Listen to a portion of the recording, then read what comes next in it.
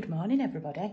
It is about 8:30 in the morning, which is why I still look a little bit tired. My hair's doing some weird fluffy thing. Does anybody ever get that? Where like your hair goes up before it goes back first thing in the morning? It needs to calm down. Calm down, dear. But I am doing a little vlog because today is an exciting day. It is the Anne Lister Birthday Festival in Halifax.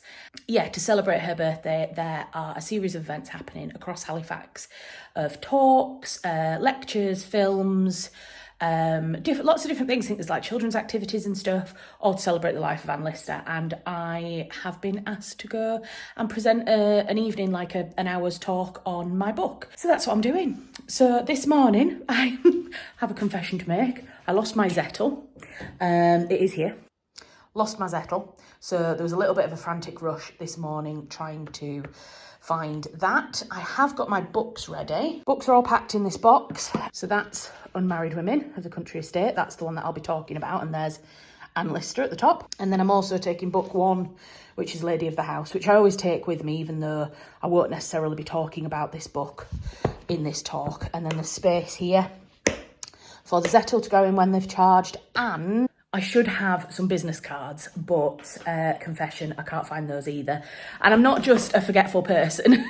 There is a very particular reason why I can't find them. But for now, it'll be fine. I've got the Zettel, which is the most important thing because that's how I take payments for my book sales. So like I say, it's now 8:30. The event starts at 6. But I will be leaving home at 4. Melissa's coming with me. Melissa's going to be doing all the recording once we get to Halifax. So I'm sure I'll ask her to pop a little face on camera and say hello to you all, because I know how much you all love a little cameo from Melissa.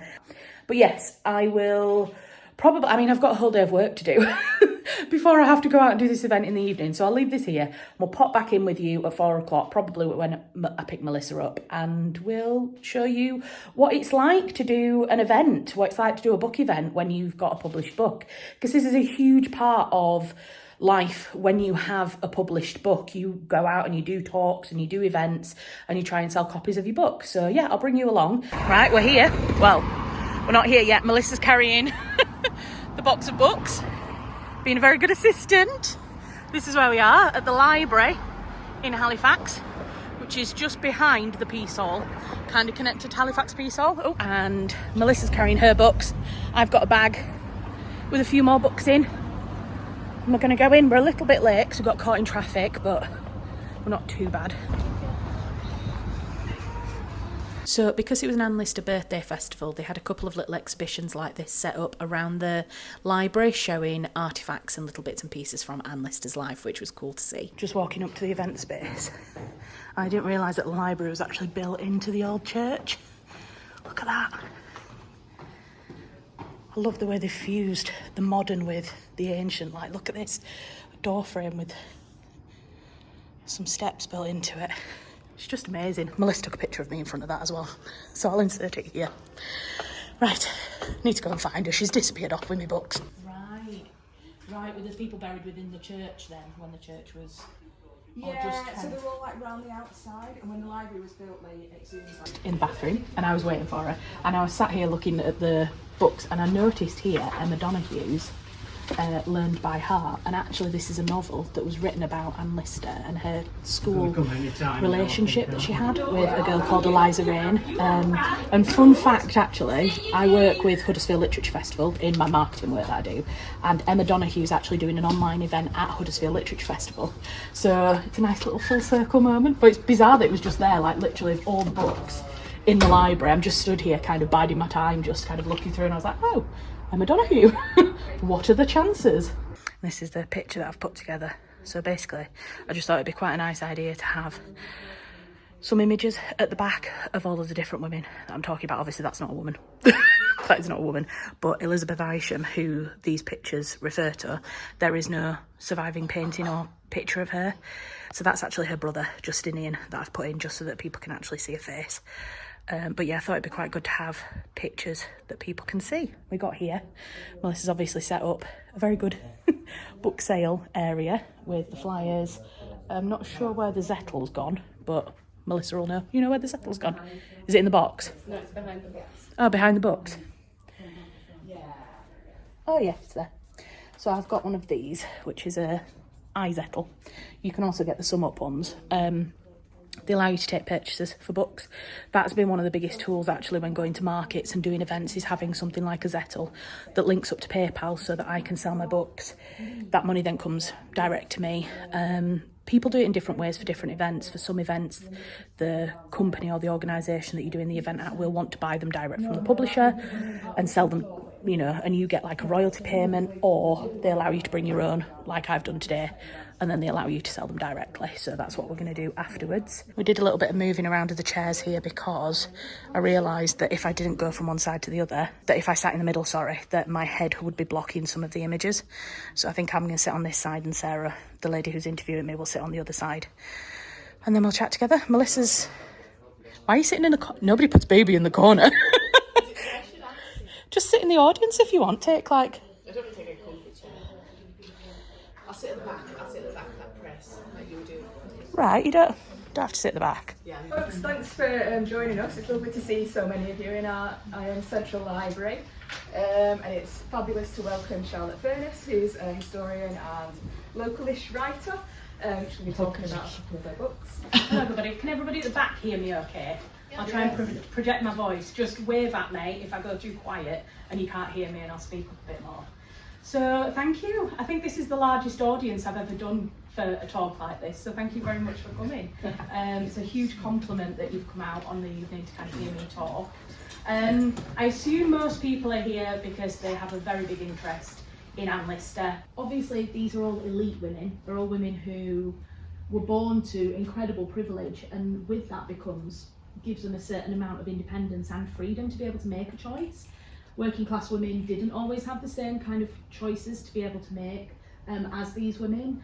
Right. So when I say translate, I'd love to see like a modernised version, because one of the things I did in this is I tried to keep it as close to the original text as possible, and I have had a little bit of feedback since saying that it can sometimes be a little bit difficult to read. I wanted to keep it true to the original so that her voice and her tone and her words came through as much as possible, but it wasn't as glamorous as you probably imagine it. It was basically, so I went down to Arlington Court, and it was basically you go into the kind of the servant area of the house, and they had one of the rooms which I don't know what it had been used for. It was probably a third of the size of this room. When you're researching like that, do you ever find things that you think, I can't write about this? I haven't yet, no. I know, I always get asked. Yeah. Thank you very much. Hello, thank you.